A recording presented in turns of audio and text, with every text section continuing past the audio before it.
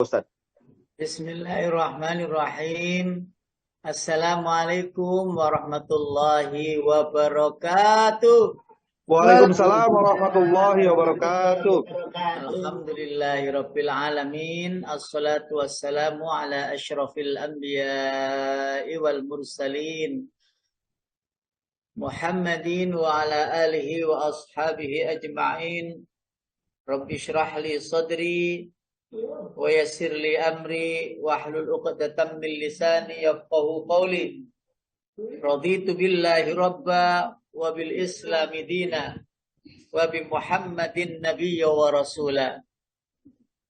Bersyukur kepada Allah dengan mengucapkan Alhamdulillahirabbil alamin. Bersalawat kepada Rasulullah dengan mengucapkan Allahumma shalli wa sallim wa barik ala sayyidina Muhammad wa ala ali sayyidina Muhammad. Wa ba'du.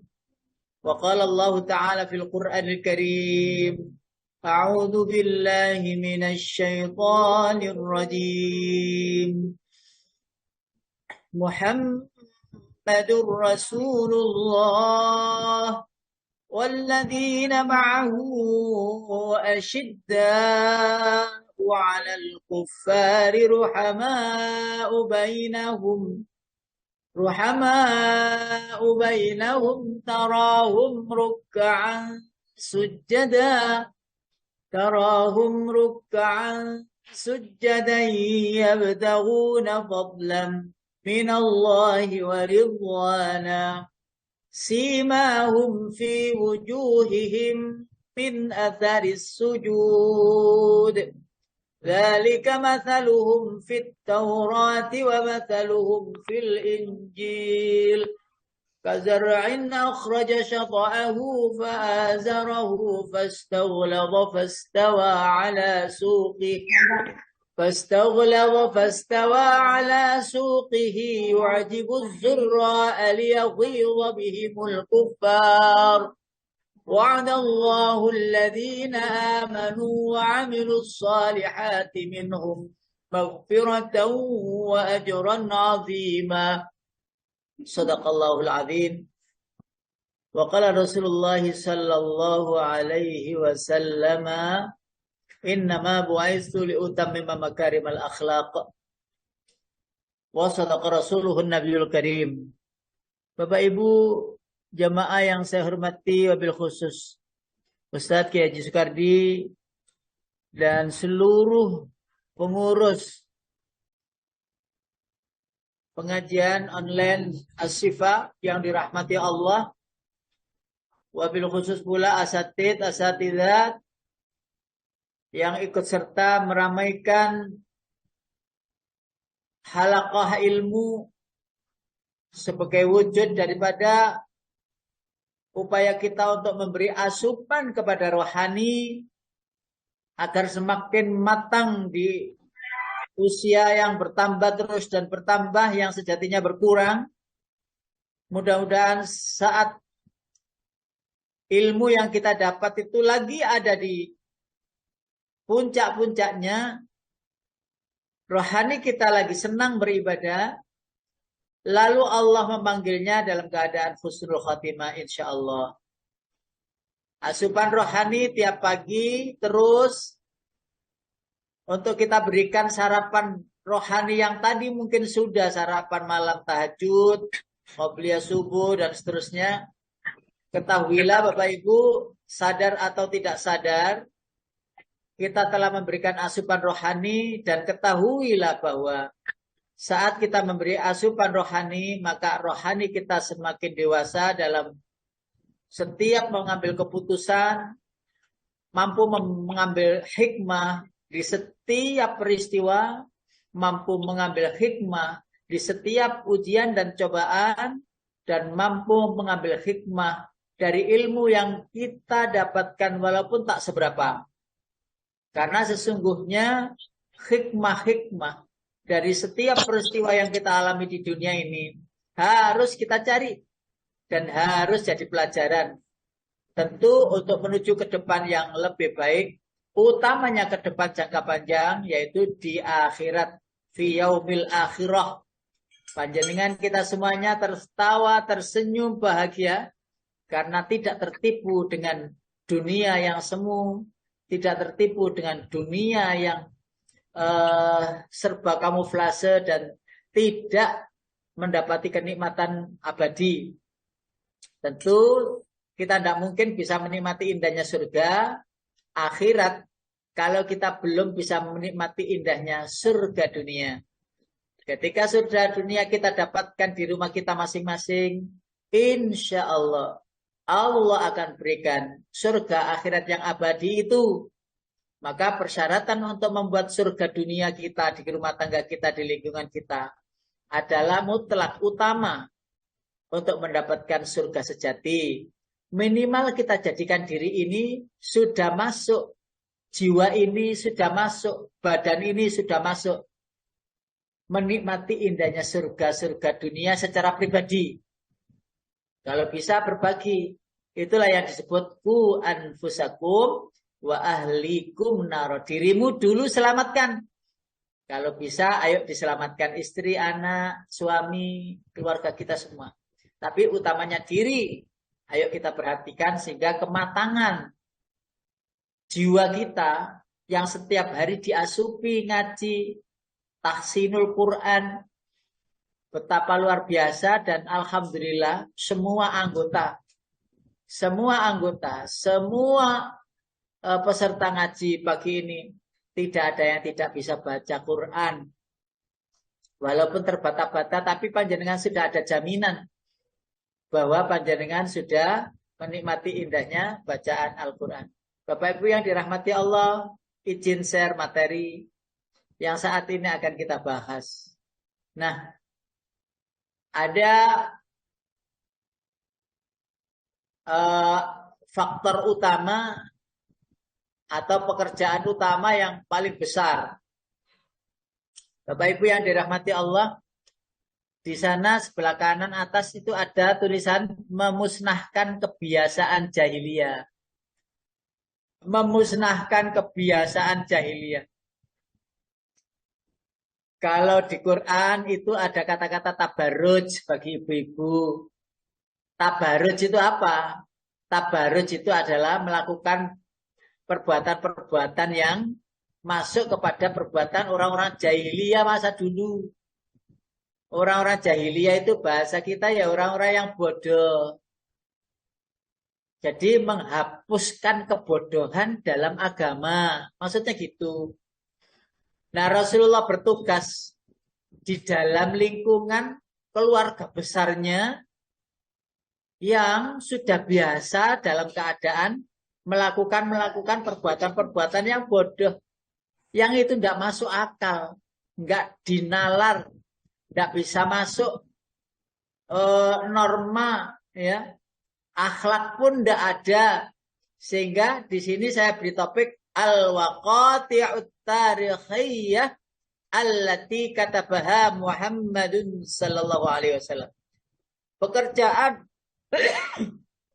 misi besar yang dilakukan oleh Nabi Muhammad atas SOP perintah Allah sebagai Rasul akhir zaman. Setelah ini tidak ada Rasul lagi, tidak ada ayat yang turun lagi, dan Rasulullah adalah khatamul anbiya wal mursalin. Al-Quran juga khatamul kitab dari kitab-kitab yang terdahulu. Jadi sempurnalah Bu kita ini Pak di kehidupan akhir zaman yang sempurna.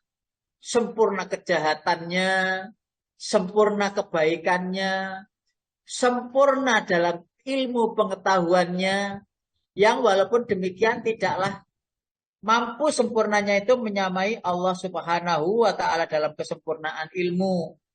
Kita ini belumlah apa-apa dalam ilmu, dan itu sudah kita pahami, kita ketahui. Namun demikian, yang terpenting kita berupaya untuk menuju sempurna. Walaupun tidak sempurna-sempurna. Kita akan menghafal Quran. Pokoknya menghafal, walaupun tidak hafal-hafal. Kita berupaya untuk sabar sampai dungo-dungo barang. Walaupun tidak bisa sabar-sabar. Kita juga berupaya untuk ikhlas. Ya Allah, mukhlishina lahuddin. Ya Allah, berilah saya ini ikhlas. Walaupun tidak ikhlas-ikhlas, wajib tetap untuk mencari, menuju, berdoa kepada Allah agar jadi orang ikhlas. Istiqomah juga demikian. Gak akan ada orangnya istiqomah, tapi menuju istiqomah wajib. Gak ada orang yang bisa membaca Al-Quran itu seperti Rasulullah enaknya, fasihnya. Tapi menuju untuk kesempurnaan seperti Rasulullah, seperti sahabat, wajib dilakukan. Ini itu ya ini kurang panjang, pendek dan sebagainya, wajib memenuhi. Nah, kita mencari ilmu juga demikian. Pagi ini mencari ilmu. Loh, tapi tidak paham, tidak penting. Yang penting mencari ilmu. Sehingga kewajiban telah tertunaikan, selesai urusan Allah nanti mendapatkan nilai berapa. Allah punya gawe untuk ngurus nilai-nilai yang telah ibadah yang telah kita lakukan. Bapak Ibu yang dirahmati Allah, pekerjaan besar yang dilakukan Nabi Shallallahu Alaihi Wasallam, Masya Allah nggak ada. Kalau kita nilik sejarah itu bukunya betapa banyak ya. Bukunya tentang Rasul itu betapa banyak. Banyak sampai uraian-uraiannya itu detail-detail mulai lahirnya dan seterusnya. Nah, misi besar Rasulullah itu yang pertama, tahrirul insani min ibadatil ibadi ila rabbil ibad. Saya ulangi, tahrirul insan min ibadatil ibadi ila rabbil ibad. Kelihatan Bapak Ibu nggih tulisan Arabnya? Kelihatan Ya. Ustaz. Jadi Ustaz, merubah manusia dari penghambaan kepada hamba menuju penghambaan kepada Allah Subhanahu wa taala. Kalau ada orang yang masih takut kepada seseorang, itu maka hal itu membuat dirinya yang kena penyakit ain itu loh.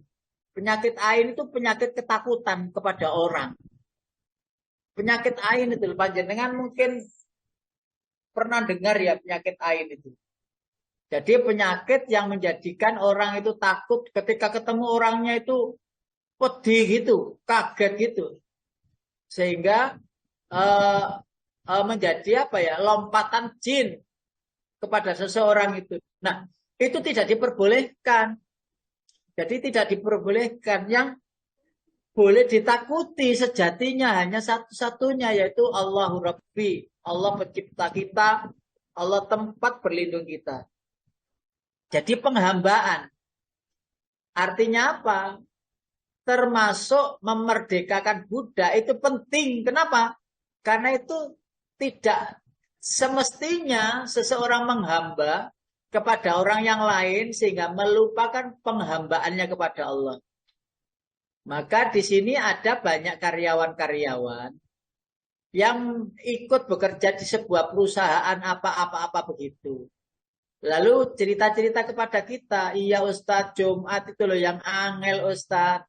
Jumat itu saya tidak bisa sholat Jumatan. Sehingga saya itu sering meninggalkannya.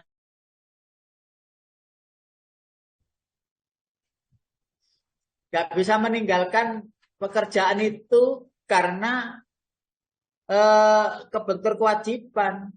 Lalu Jumat pun juga demikian, metu wae. Keluar saja. Karena pekerjaan itu banyak. Hanya sekedar untuk sesuap nasi setiap hari 10.000, 20.000 sudah cukup. Sampai gelem dodol peyek. Bikin aja peyek terus titipkan di warung kopi itu. Sudah terus sorenya diambil dapat berapa? Mungkin dapat laba 10.000. Sudahlah makan dengan 10.000 itu cukup. Mau enggak bikin peyek? Enggak bisa Ustaz, belajar bagaimana cara bikin peyek. Atau apa saja, goreng kerupuk, goreng kacang, titip-titip. Situ cukup itu. Sebenarnya kebutuhan itu cuma 10.000. 10.000 makan lalu nanti lagi di tempat yang lain juga mendapatkan 10.000. Di tempat yang lain lagi ada lagi 10.000 untuk 10.000 cukup untuk apa? Makan setiap hari. Bapak Ibu yang dirahmati Allah, Bapak Ibu yang dirahmati Allah, karena hal ini penting, penghambaan kepada Allah yang tadinya menghamba kepada manusia berganti menghamba kepada Allah. Yang kedua, tahtimut taqalidil jahiliyah, memusnahkan seluruh bentuk penyembahan berhala dan menggantinya dengan iman kepada Allah Subhanahu wa taala. Bapak Ibu, apakah Rasulullah itu ingin perang-perang begitu? Tidak ingin. Tidak ingin berperang itu apa? Perang Badar, perang Khandaq, perang Uhud, terus perang-perang yang lain sampai kita 70-an kali perang itu ya. Baik perang kecil maupun besar. Tidak dikehendaki oleh Rasulullah. Kenapa? Kalau fokus umat itu kepada peperangan, gak sempat mengkaji, mengaji, mentadaburi itu Al-Quran, ilmu pengetahuan, ilmu agama. Gak sempat. Karena gegeran perang saja. Lah kalau perang terus, lah kapan menyebarkan agama dengan damai? Kapan menyampaikan khutbah? Kapan menyampaikan tausiah-tausiah, mau itu? Tidak sempat. Sehingga kenapa Rasulullah waktu itu perjanjian Hudaybiyah yang notabene merugikan umat Islam. Tapi Rasulullah mau 10 tahun tidak boleh berperang. Ya. 10 tahun tidak boleh saling mengintimidasi. 10 tahun tidak boleh ada kunjungan-kunjungan antar muhajirin dan ansor dan seterusnya. Yang itu rata-rata merugikan umat Islam. Tapi Nabi Muhammad mengiyakan. Padahal para sahabat itu tidak begitu senang dengan keputusan itu. Mengapa Nabi Muhammad mengiyakan? Karena di belakang itu ada kesempatan Nabi untuk dialog. Kemana-mana bisa dialog. Karena tidak dikejar-kejar. Karena tidak perang. Lalu membandingkan. Makanya surat yang keempat yang turun itu kan surat Al-Kafirun. Yang pertama kali turun itu kan surat Al-Alaq. Yang kedua turun itu surat Al-Qalam. Yang ketiga turun itu surat Al-Muzammil. Ya. Yang keempat turun itu surat Al-Fatihah, mohon maaf. Yang kelima turun itu surat Al-Lahab, bukan Al-Kafirun, Al-Lahab, surat yang kelima. Ya, sehingga kesempatan-kesempatan untuk berdialog itu luas sekali. Lah kalau perang terus, gak sempat banding-bandingkan mana Tuhanmu, mana Tuhanku. Gak sempat mikir normal itu loh. Orang perang itu kan jarang berpikir normal itu, jarang. Pokoknya dihabisi, dibantai dulu gitu. Jadi tidak sempat ngumpul-ngumpul, ngaji bareng. Tuhanmu itu loh berhala. Coba akalmu kamu pakai dengan normal. Batu digores-gores untuk dibentuk seperti manusia. Lalu didudukkan, diangkat bersama-sama. Ditempatkan di sana. Lalu kalian minta-minta ke batu itu. Kalian minta ke batu itu yang itu tidak bisa memberi manfaat dalam apapun. Lalu bertanya orang-orang kafir, lah Muhammad, lah Tuhanmu yang mana? Lah Tuhanmu yang mana? Lalu turunlah ayat surat Al-Ikhlas itu, qul huwallahu ahad, Tuhanku hanya satu. Allahu somad. Lah Allah Tuhanku itu tempat bergantung segala sesuatu. Lam yalid tidak dilahirkan, walam yulad dan tidak lam yalid tidak melahirkan, dilahirkan, walam yulad dan tidak melahirkan. Walam yakul lahu kufuwan ahad dan tidak serupa satupun, enggak ada yang serupa dengannya. Kalimat itu mengagetkan mereka. Loh kok bisa detail enak gitu ya? Lah sakjane iku Tuhan itu yang sebenarnya. Bagaimana Tuhan itu kalau umpamanya didadari, nggak bisa membela dirinya dan lain sebagainya. Orang Arab itu orang cerdas. Karena paganisme, kebiasaan mereka itu kalau ada patung itu Bapak Ibu. sejarahnya paganisme ya. Itu kalau ada patung terus jatuh ya di apa ini pasir-pasir apa di teronggok di tanah gitu ya. Itu mereka benar-benar kayak apa ya? Kayak bingung gitu itu loh Tuhan kita. Itu buru-buru diangkat, jangan sampai ini tak terhormat, dia ada di bawah, langsung diletakkan di tempatnya dengan hati-hati, didudukkan dengan hati-hati. Lo coba. Nah, masalahnya sekarang ada pada berhala-berhala yang bentuknya semakin ringan. Yaitu berhala-berhala yang namanya jabatan. Berhala-berhala yang namanya uang.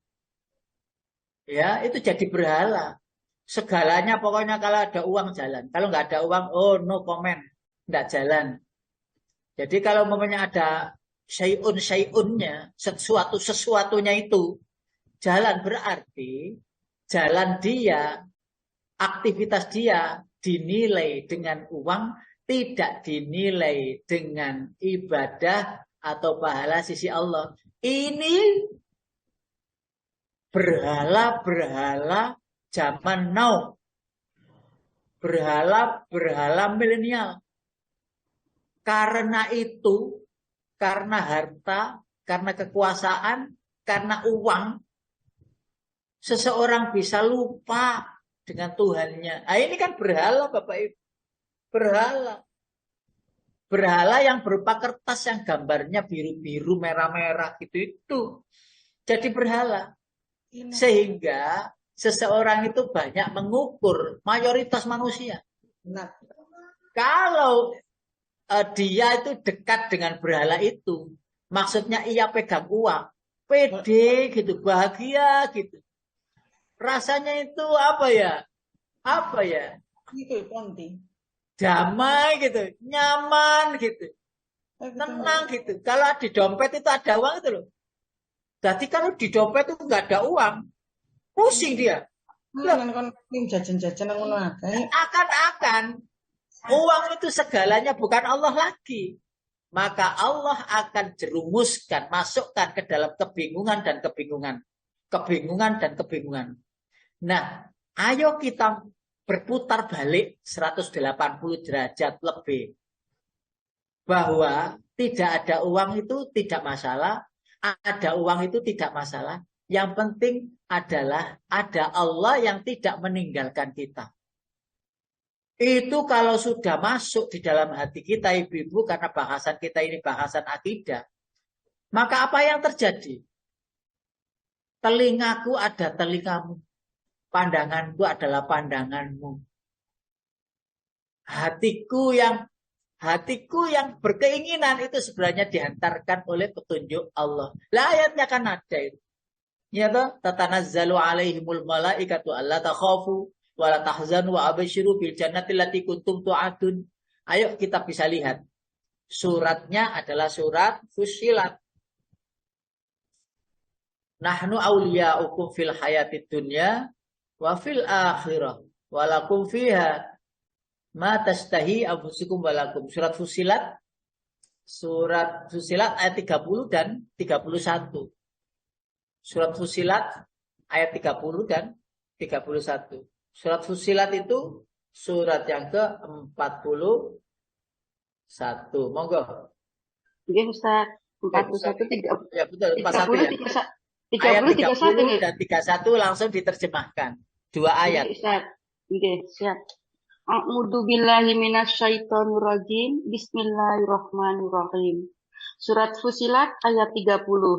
Sesungguhnya orang-orang yang berkata, Tuhan kami adalah Allah. Kemudian mereka meneguhkan pendirian mereka.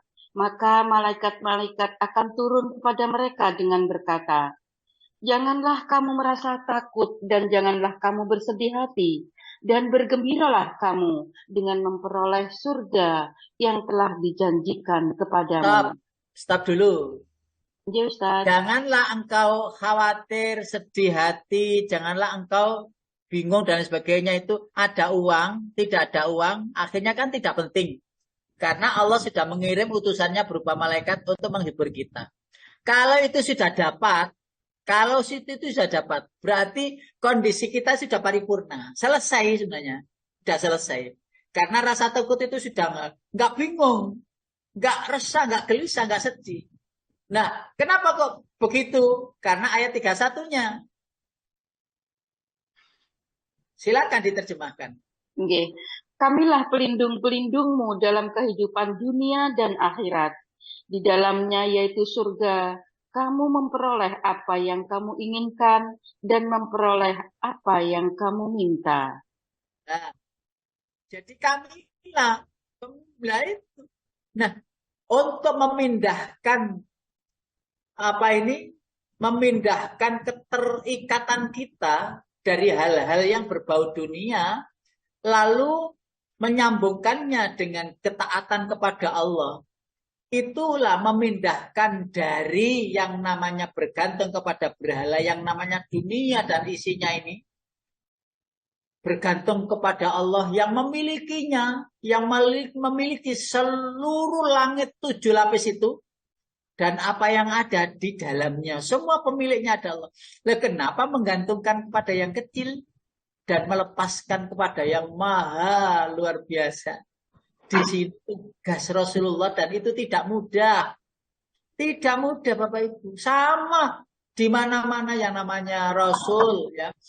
Dulu-dulunya itu ya terus didustakan. Bagaimana baiknya Rasul, para sahabat didustakan, para tabiin, para ulama didustakan, para mubalik, para dai didustakan. Biasa. Pernah kan saya menceritakan betapa beratnya teman-teman kita, termasuk saya pernah mengalaminya, berdakwah di komunitas-komunitas yang itu masih paganis, menyembah berhala, menyembah pohon, menyembah gunung. Panjenengan lihat di lembah-lembah tertentu yang di situ ada punden-pundennya, entah di Lumajang, entah di daerah Tengger sana, Bromo. Ya, betapa itu berat.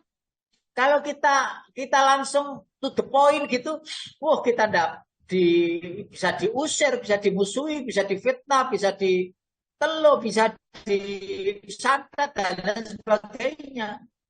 Sehingga mula-mula kita melihat pada saat kita berkata begini begitu, yang terpadanya kita sering silaturahim ke rumah, ngobrol-ngobrol yang tidak masalah agama. Ngobrol-ngobrol masalah perekonomian, gimana Pak pertaniannya, gimana ini kabar ini dan sebagainya. Kita bawakan sesuatu, kita bawakan bandeng asap. Loh iya benar. Kita bawakan bandeng asap. Ya, ngapunten. Untuk mengakrabkan saja, duduk sogoan itu. Mengakrabkan, lalu kita makan bareng-bareng bandeng asapnya itu. Atau kita bawa roti-roti gitu untuk kita makan bareng-bareng. Lalu beberapa yang kita sambangi itu kita ajak ngomong biasa-biasa, gimana Bu, ada ini, ada itu, sehingga ketika kita sudah akrab, mereka minta tolong Bapak Ibu. Ya Ustaz, Mbah, kalau Mbah gitu, ini Mbah, ini anak saya ini sakit Mbah, minta ini Mbah di apa itu ya namanya, tidak bilang diobati gitu, disowok bilangnya mereka itu. Mbah, minta disowok Mbah. Jadi kita itu kebiasaan mereka kata-kata mengobati rukiah nggak kenal. Kenalnya adalah sowok. Panjenengan mungkin orang Jawa ngerti disowok itu. Tapi orang sana, orang Makassar mungkin nggak kenal kata sowok itu. Disowok itu bahasanya itu dijaba-jabu terus waras gitu loh.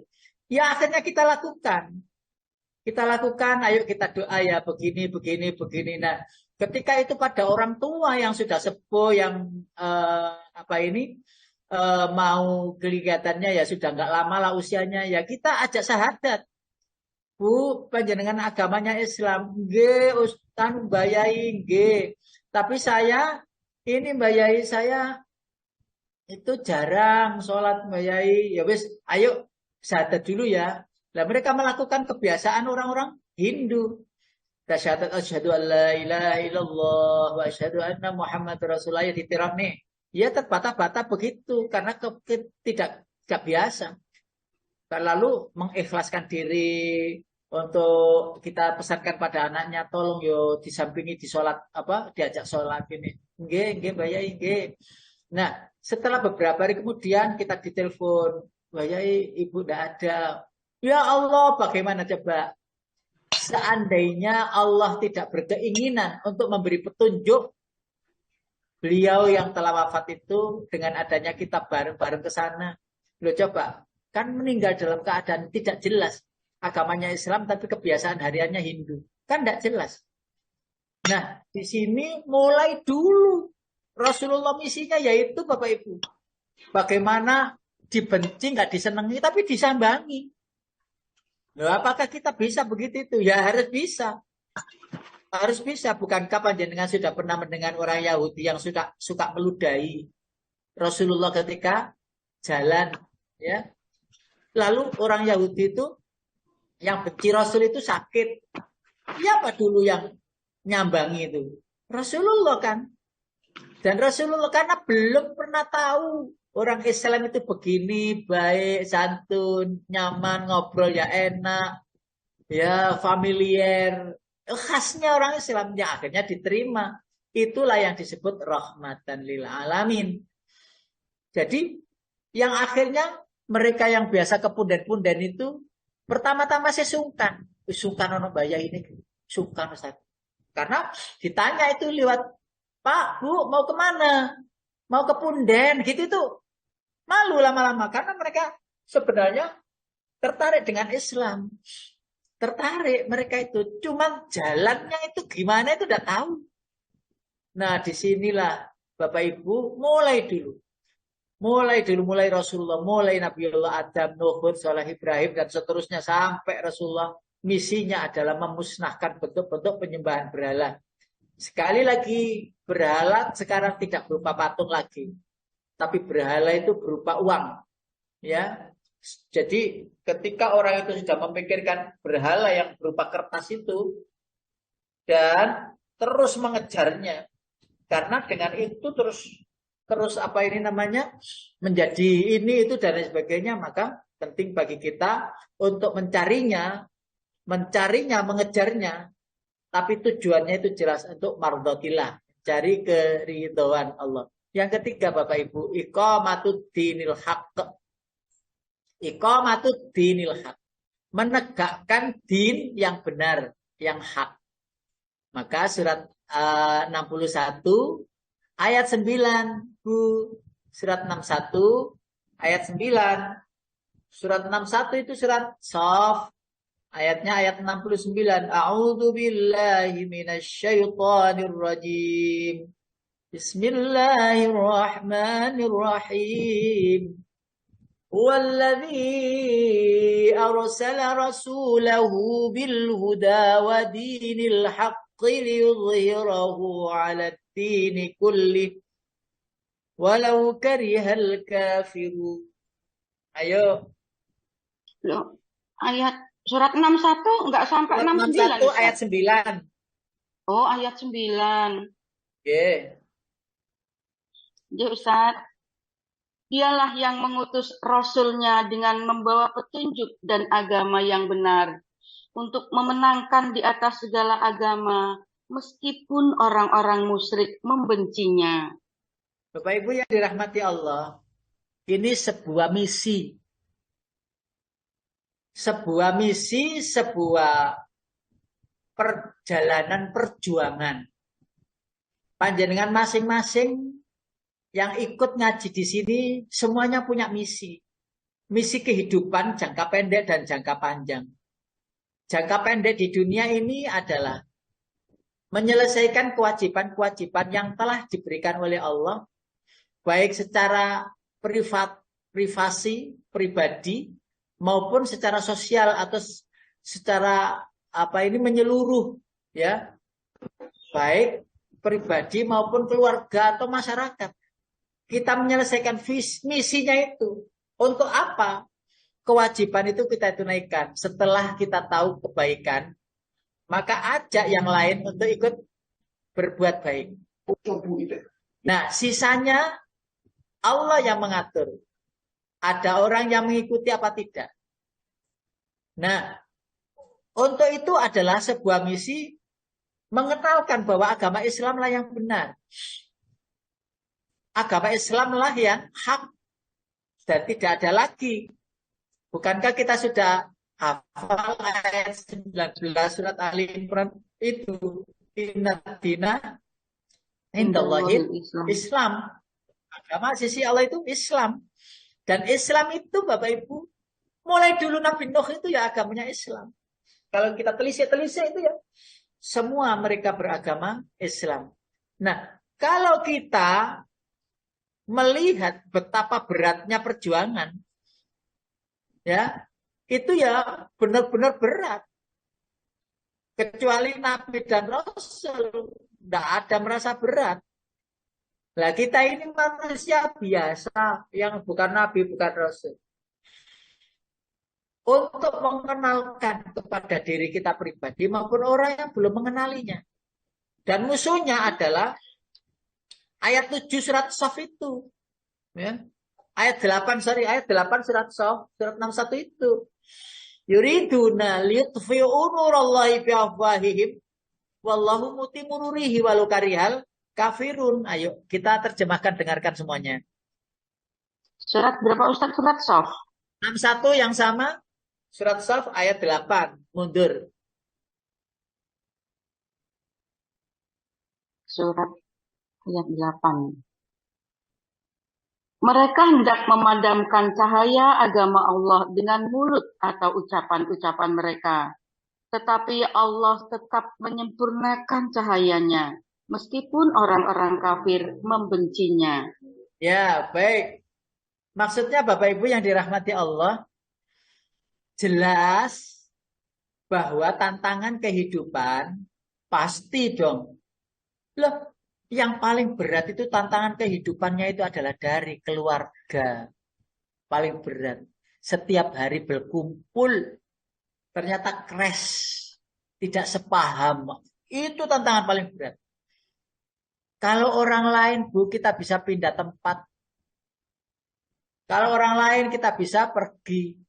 Bagaimana kita pergi di dalam komunitas keluarga yang itu sejak kecil kita dirawat di sana, sudah sambung di sana, ternyata ada sesuatu perbedaan lalu jadi keretakan. Rasulullah pun juga kan menangis, Bu. Ketika pamannya, kakeknya itu tidak masuk golongan yang mendapati petunjuk. Sehingga hal itu menjadi jawaban dari Allah, innaka la tahdi man ahbabta itu walakinallaha yahdi may yasha.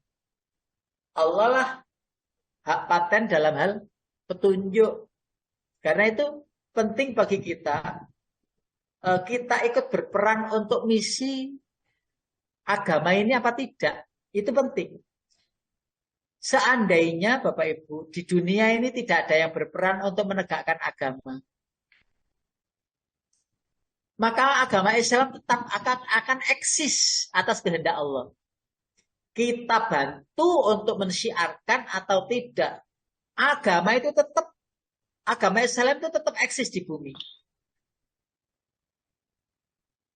Sehingga jangan mengaku-ngaku bahwa kalau tidak saya yang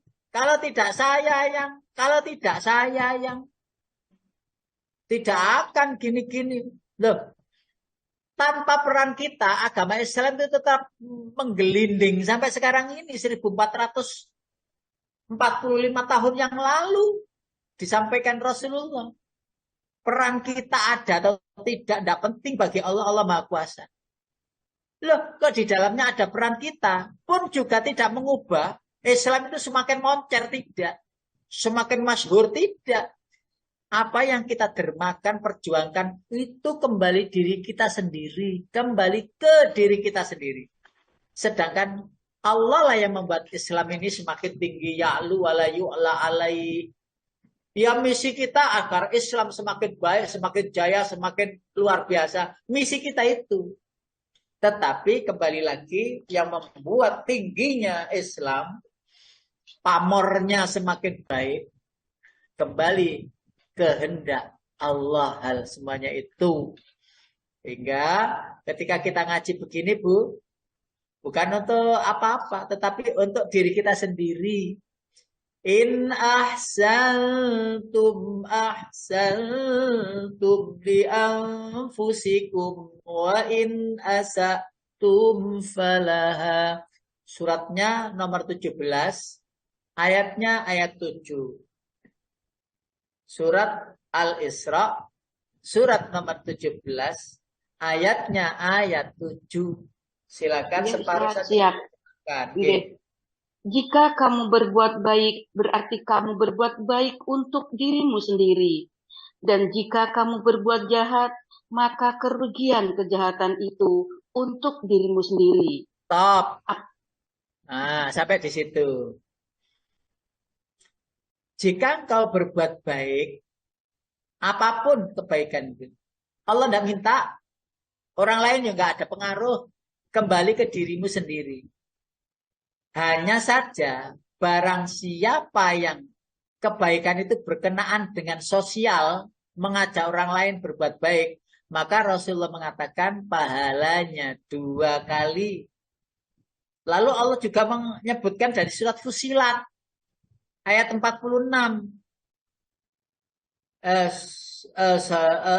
Surat Al-Jasiyah, surat Al-Jasiyah ayat 15. Surat Al-Jasiyah ayat 15. Surat Al-Jasiyah ayat 15. Surat Al-Jasiyah adalah surat yang ke 45 ya. Ayat 15. Ayat 15. Man 'amila salihan falinafsihi wa man asa'a fa'alaiha thumma ila rabbikum turja'un. Silakan. Barang siapa mengerjakan kebajikan, maka itu untuk dirinya sendiri. Dan barang siapa mengerjakan kejahatan, maka itu akan menimpa dirinya sendiri. Kemudian kepada Tuhanmu kamu dikembalikan. Yes. Sekali lagi, peran utama Rasulullah adalah mengenalkan dinul haq, agama yang benar. Nah, misi itu berkelanjutan, dan nyambung sampai kita panjenengan semuanya, kita juga. Bahwa dinul haq adalah al-Islam. Yang berikutnya, ibu-ibu yang dirahmati Allah, bapak-bapak sekalian, inqilabul basyariyah. Misi besar Rasulullah, inqilabul basyariyah. Revolusi mental. Nah, ini kalau revolusi mental yang digaung-gaungkan kapan-kapan dulu itu sudah revolusi mental apa merusak mental. Nah, itu. Kalau tidak punya landasan dasar agama Islam, maka revolusi mental akan merusak mental. Ya, pikiran-pikiran, norma-norma yang itu agamis jadi hilang. Ya, menjadi komunis. Agamis jadi hilang, jadi liberalis, macam-macam jika tidak di-backingi, pondasi dengan agama. Dan agama Islam adalah terlengkap. Yang pertama yang harus diselesaikan dalam revolusi itu adalah nafsu, jiwa. Dan memang harus nomor 1. Karena kalau jiwa itu tidak terdidik ya dengan keimanan, maka liar, nafsu liar. Sehingga nafsu-nafsu yang ada di umat yang beragama Islam yang beriman itu menjadi an-nafsul mutmainnah. Pernah dengar ya? Nafsul mutmainnah balik-balik kita terangkan ya. Dan biasanya Pak Qadar itu senang kalau bicara nafsu-nafsu gini nih. Nafsu itu nyambung gitu. Nafsul ammarah, nafsul lawamah dan seterusnya itu ya. Lah ada nafsul mutmainnah. Nah, Kalau sudah nafsul mutmainnah, sudah ada pada diri seorang, betapa nyamannya yo, betapa senangnya yo, nggak ada rasa khawatir. Irji'i ila rabbiki radhiyatam mardiyah. Khasnya nafsul mutmainnah itu radhiyah, ridho, mardiyah juga diridhoi. Nah, khasnya nafsul mutmainnah itu tempatnya di surga. Fadkhuli fi ibadi wa dkhuli jannat. Yang kedua, inqilabul basyariyah al-fikrah. Revolusi total ya dalam pemikiran. Pemikiran. Jadi tidak boleh pikiran kita itu landasannya adalah khayalan-khayalan. Ya. Bayangan-bayangan. Mestinya pikiran kita itu seharusnya dilandasi, dilatar belakangi dengan pikiran-pikiran yang islami, pikiran-pikiran yang baik, ya, sehingga pikiran-pikiran yang dimiliki manusia itu benar-benar berkembang, bahkan seantero dunia ini, bahkan nembus-nembus langit, jika pikiran itu dihantarkan oleh agama. Kalau pikiran tidak dihantarkan oleh agama, ngapunten, seandainya Al-Quran itu tidak ada, apa ada orang mikir mau buat pesawat terbang? Mau buat kapal-kapal itu, mau buat kendaraan-kendaraan. Semua inspirasinya dari Al-Quranul Karim. Indukan informasinya. Bagaimana dia tahu kapan hujan? Ya, bagaimana kapan matahari di sebelah barat? Matahari sebelah selatan, tengah atau utara kalau terbit. Kalau di tengah nanti musimnya akan musim hujan. Kalau begitu nanti matahari ini akan bergeser ke selatan.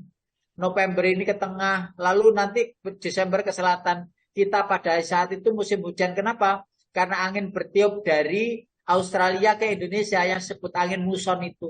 Nah, ketika angin muson dari Australia, dari arah selatan ke Indonesia, maka akan ada hujan. Kenapa? Karena laut selatan terangkat dan itu digeser oleh angin untuk menuju ke utara dan itu ada di Indonesia. Makanya Desember, Januari yang musim sana musim panas, kita musim hujan. Dan itu inspirasinya dari Al-Quran. Wasyamsu tajri li mustaqarril laha dzalika taqdirul azil. Itu kalau pikiran kita itu dibiarkan tidak memikirkan Al-Quran, tidak akan mendapatkan ilmu yang itu logik, ya, logis. Nah, di sanalah Al-Quran itu diketemukan bahwa Al-Quran sesuai dengan pikiran manusia. Tidak menyelisihi alam semesta. Yang itu pernah kita bahas. Dan yang berikutnya adalah revolusi total tentang peraturan hidup al-hayatu. Di sini ada hubungannya dengan akhlakul karimah. Yang tadi saya sampaikan di awal. Innama bu'istu liutammima makarimal akhlak. Di sini sosialisasi kita. Bapak Ibu, kemarin-kemarin kan sudah kita bahas. Betapa kalau kita itu punya keluarga yang harmonis ya. Anak-anak itu manut, api-api gitu. Wah, dan itu semuanya adalah karunia Allah. Ya, rajin sholatnya. Nggak ada yang nggak bisa ngaji. Nggak ada, semua bisa ngaji. Oh, itu surga dunia. Surga dunia, lantunan ayat tak pernah berhenti di rumah itu. Kalau tidak ayahnya ya bundanya. Kalau nggak bundanya itu anaknya. Kalau nggak anaknya ya menantunya. Kalau nggak menantunya cucunya. Terus silih berganti. Suara-suara langit.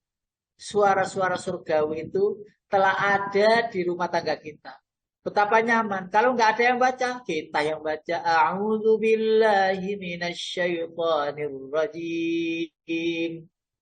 Bismillahirrahmanirrahim. Lagunya Kediri itu Kak Isa. Aduh ya Allah ya Rahman ya Rahim. Jadi tidak nunggu ngaji gini nih kesuwen. Sore hari, siang hari, malam hari. Ada suara-suara langit. Ya, yaitu ayat-ayat Al-Quran. Nah, akhlakul karimah di rumah tangga telah terbentuk, terbina. Lalu ketika keluar dari rumah menjadi apa ya? Banyak orang yang senang, banyak orang yang suka dalam bersosialisasi, saling menyapa, tidak jalan terus, dingklu. Mana itu revolusi hayatnya, revolusi mentalnya, revolusi untuk kehidupan, peraturan kehidupan yang ia dapatkan dari agama ini. Rasulullah sebaik-baik makhluk, sebaik khairul basyariyah, ya, sebaik-baik manusia, menyapa dan disapa dan seterusnya, dan itu tidak ada satupun yang pernah bicara dengan Rasulullah yang tidak terkenang dengan peristiwa itu, walaupun hanya sekali. Pasti terkenang, halusnya kata, suara nadanya, terus isi dari perkataannya, sapaan halusnya, oh tiada duanya. Dan yang terakhir, Bapak Ibu, pekerjaan besar yang dilakukan oleh Rasulullah adalah mempersatukan umat. Mempersatukan umat. Betapa hal ini wajib bagi kita untuk menyatukannya, dan penting bagi kita untuk berupaya maksimal. Walaupun ada ayat, Bapak Ibu, lau anfaqta ma fil ardi jami'an ma allafta baina qulubikum walakinnallaha allafa bainahum. Kita boleh lihat di surat Al-Anfal, surat nomor 8, ayatnya ayat 63. Surat nomor 8, ayat 63. Wa allafa baina qulubihim law anfaqta ma fil ardi jami'an ma allafta baina qulubihim walakinnallaha allafa bainahum innahu azizun hakim. Yuk. Dan Dia Allah yang mempersatukan hati mereka orang yang beriman. Walaupun kamu menginfakkan semua kekayaan yang berada di bumi, niscaya kamu tidak dapat mempersatukan hati mereka. Tetapi Allah mempersatukan hati mereka. Sungguh Dia Maha Perkasa, lagi Maha Bijaksana. Terima kasih, Bu. Bukankah dalam matur nuwun, ayat ini benar-benar memperjelas adakah orang yang bisa menyatukan umat? Mboten wonten. Karena yang bisa menyatukan umat itu adalah Allah Subhanahu wa ta'ala. Tetapi ketahuilah, kewajiban untuk menyatukannya tetap wajib bagi kita. Namanya ikhtiar. Dene kok lewes usaha kok tetep ae gak iso bersatu, bukan urusan kita. Loh jangankan ke tingkat RT, RW, kelurahan itu ya. Keluarga saja itu loh. Keluarga 2 saja anaknya itu. Satu dengan yang lain tuh gak wawo. Gak nyambung silaturahim loh. Terjadi kok. Padahal orang tuanya itu kurang apa. Ya hartanya dibagi ini. Ben gak gegeran. Ben tetap rukun gitu ya. Tetap biar terjadi silaturahim. Tetap saja mereka tidak nyambung. Nah betapa sulit kalau itu banyak orang. Dan anehnya menyatukan orang lain itu justru lebih mudah daripada menyatukan keluarga. Lebih mudah. Anehnya begitu. Nah, berarti Allah memang menghendaki orang lain menjadi penasihat keluarga kita, kita menjadi penasihat keluarga orang lain. Memang ada ajang silaturahmi dibikin seperti itu. Allah bikin seperti itu agar semuanya bisa nyambung silaturahim antara satu dengan yang lain. Apakah saya bisa menyatukan keluarga? Juga tidak bisa. Tapi anehnya, kalau menasihati orang lain, itu terus manut, terus jadi baiknya loh begitu. Makanya ketika ada perselisihan antar suami dan istri itu kan ada ayatnya, faba'athu hakamam min ahlihi wa hakamam min ahliha.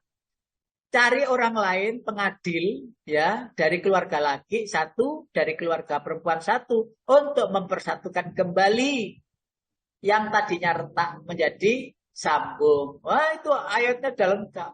Ayatnya lengkap. Nah, karena itu penting bagi kita wajib untuk menyatukan umat. Karena misi Rasulullah termasuk adalah menyatukan umat. Lalu Allah tetap tidak memberi doa Rasulullah itu. Ketika Rasulullah minta umatnya itu disatukan. Lalu Allah tidak mengabulkan doa itu. Akan tetapi apa terus putus asa berhenti? Tetap perintahnya wa'tasimu bihablillahi jami'an wala tafarraqu. Bersatu atas landasan apa? Atas landasan tali Allah, yaitu agama Islam. Selagi engkau Islam, oh engkau saudara. Engkau beriman kepada Allah, engkau saudara. Engkau beriman kepada Rasul dan kitab, oh berarti dulurku. Dan seterusnya. Sehingga jadilah komunitas seperti pagi ini. Tentu hal ini bukan karena siapa-siapa. Tetapi karena memang Allah kehendaki kita bertemu. Dan kehendak Allah bertemunya di dunia ini, pasti Allah menghendaki bertemu lagi di akhirat. Pasti itu. Saya pastikan. Karena kita masing-masing akan menjadi saksi kebaikan yang kita lakukan ketika di dunia seperti ini. Jadi mungkin saja zoom kita ini kok ditayang nih kabeh nang kono didol. Oh, ini tuh saksinya. Oh, ini gitu. Jadi sekali lagi HP panjenengan yang pakai WA bendino sampai lecek itu ono sing kanggo ngaji kaya isu iki dadi saksi. Sing lecek iku luwih akeh WA niku timbang ngaji kaya isu ngene iki sak jam setengah 2 jam. Sing digawe HP-an sedina.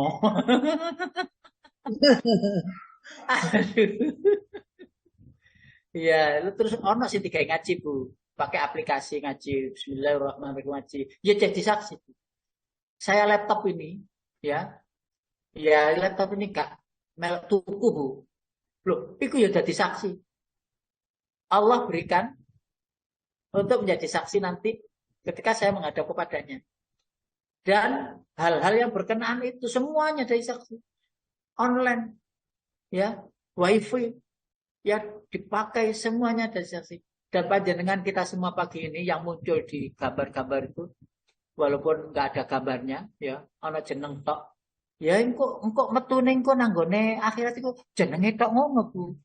Terus di belakangnya ya ketok transparan ngono, Bu. Panjenengan lungguh ya ketok, laya-laya ya ketok. Ambek nyemil ya ro, wis ketok kabeh transparan terus ya ana sing guyu-guyu ngono mergo pas ngaji ku ambek nyemil-nyemil ngono. Allahu Akbar walillahil hamd. Demikian Bapak Ibu, wis mudah-mudahan ini menjadi penyemangat dakwah kita. Insyaallah gitu iki. Monggo Pak Edi saya kembalikan Pak